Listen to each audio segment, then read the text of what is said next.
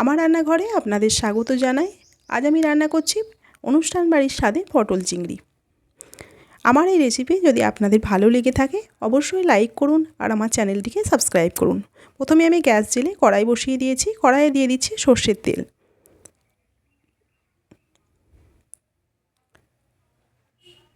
তেলটা গরম হয়ে গেছে, পটলগুলো দিয়ে দিচ্ছি।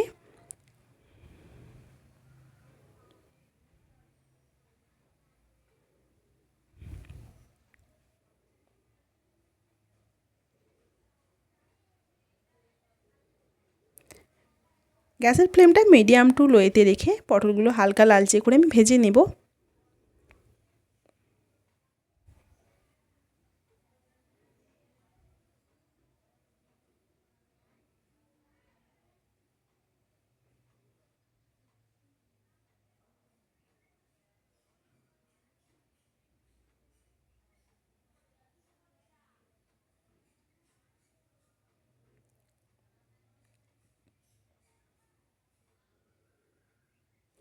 পটলগুলো ভাজা হয়ে গেছে, তুলে নিচ্ছি।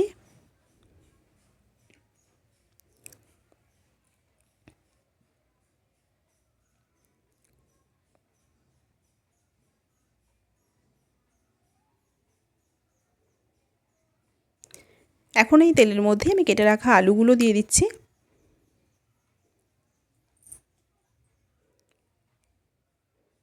দিয়ে দিচ্ছি পরিমাণ মতো নুন, সামান্য হলুদের গুঁড়ো,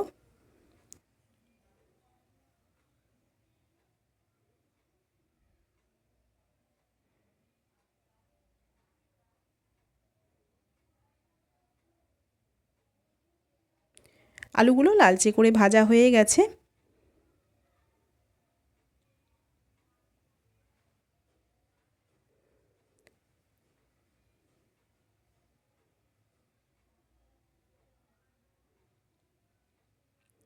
আলুগুলো তুলে নিয়ে এই তেলের মধ্যেই দিয়ে দিচ্ছি নুন হলুদ মাখিয়ে রাখা চিংড়ি মাছ। চিংড়ি মাছটা আমি হালকা করে ভেজে নেব।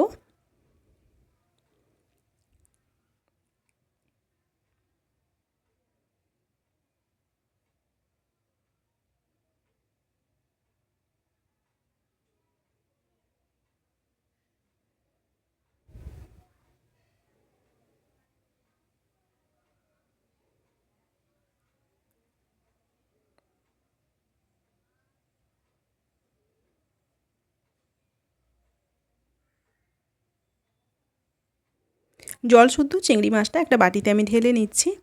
কড়াইটা পরিষ্কার করে আবারও দিয়ে দিচ্ছি সর্ষের তেল। ফোড়নে দিচ্ছি একটা তেজপাতা, একটা শুকনো লঙ্কা, গোটা গরম মশলা আর দিলাম হাফ চামচ গোটা জিরে।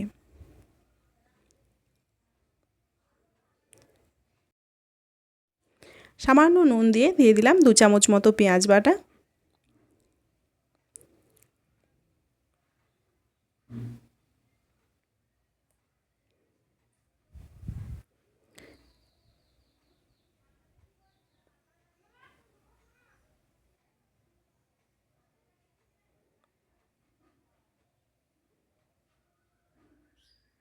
পেঁয়াজ বাটাটা অল্প নেড়ে নিয়ে দিয়ে দিচ্ছি আদা রসুন আর কাঁচা লঙ্কা বাটা।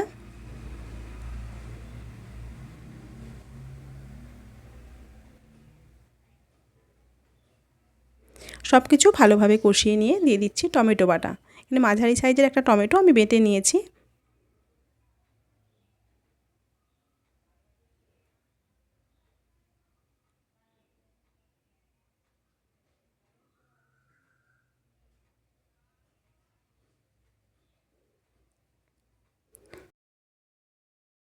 এখন কালারের জন্য দিয়ে দিচ্ছি 1 চামচ কাশ্মীরি লঙ্কার গুঁড়ো, হাফ চামচ দিচ্ছি হলুদ গুঁড়ো আর দিচ্ছি বাটা মশলা 1 চামচ জিরে, 1 চামচ ধনে, একটা শুকনো লঙ্কা আমি একসঙ্গে বেটে নিয়েছি। মশলাটা দিয়ে অল্প জল দিয়ে দিলাম, মশলাটা কষিয়ে নিচ্ছি।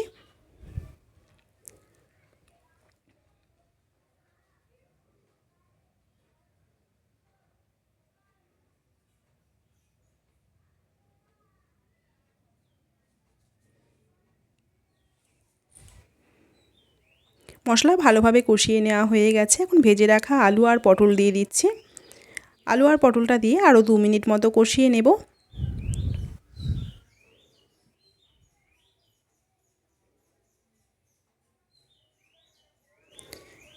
দিয়ে দিচ্ছি পরিমাণ মতো নুন আর সামান্য চিনি।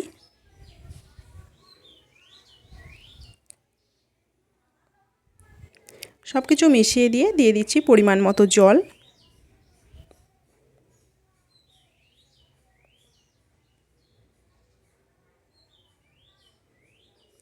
এখন আমি ঢাকনা দিয়ে মিনিট 3 হতে দেব। 3 মিনিট মতো হয়ে গেছে। ঢাকনা খুলে এখন আমি ভেজে রাখা চিংড়ি মাছগুলো দিয়ে দিচ্ছি।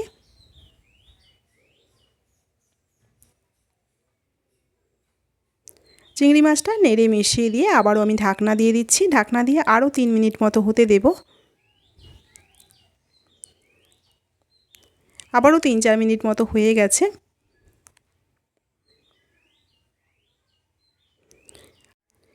আলু পটল সব ভালোভাবে সিদ্ধ হয়ে গেছে। দিয়ে দিচ্ছি 1.5 চামচ মতো গাওয়া ঘি আর সামান্য গরম মশলা। ঘি আর গরম মশলাটা মিশিয়ে দিয়ে গ্যাসটা অফ করে দিচ্ছি। এইভাবে পটল চিংড়ি বানিয়ে দেখতে পারেন, খেতে খুব ভালো লাগে।